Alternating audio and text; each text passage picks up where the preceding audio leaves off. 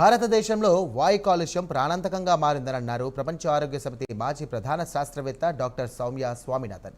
ఇది ప్రతిరోజు కూడా ప్రాణాలను బలికొంటున్నటువంటి ప్రజా సంక్షోభమని అన్నారు. విషపూరితమైనటువంటి గాలి, ఊపిరితిత్తులు, గుండె, మెదడును కూడా దెబ్బతీస్తుందని ఈ సందర్భంగా ఆమె హెచ్చరించారు.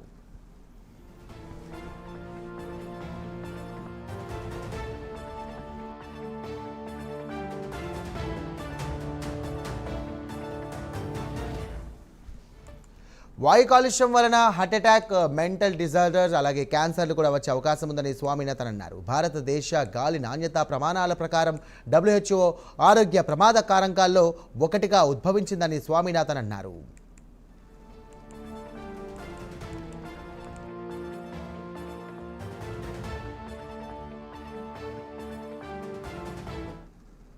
'పొగ తాగని వారు కూడా ఊపిరితిత్తుల క్యాన్సర్ బారిన పడుతున్నారని హెచ్చరించారు. ఇది రోజుకు 20 లేదా 30 సిగరెట్లు కాల్చడం లాంటిదని అన్నారు. దీని వలన శిశువు, పిల్లలకు కూడా ఎక్కువగా హాని కలిగే అవకాశం ఉందని తెలియజేశారు.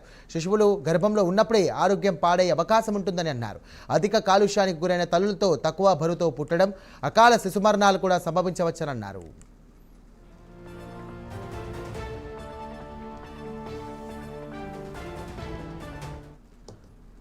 2024 నివేదిక ప్రకారం 2021లో వాయు కాలుష్యం కారణంగా 5 సంవత్సరాల కంటే తక్కువ వయసున్నటువంటి 1.7 లక్షల మంది పిల్లలు మరణించారని అన్నారు స్వామినాథన్. ముఖ్యంగా ఉత్తర భారతదేశంలో తీవ్రత ఎక్కువగా ఉంటుందని అన్నారు. తక్షణమే స్కూళ్లలో ఎయిర్ ప్యూరిఫైయర్లు ఏర్పాటు చేయాలని ఆవిడ సిఫార్సు చేశారు.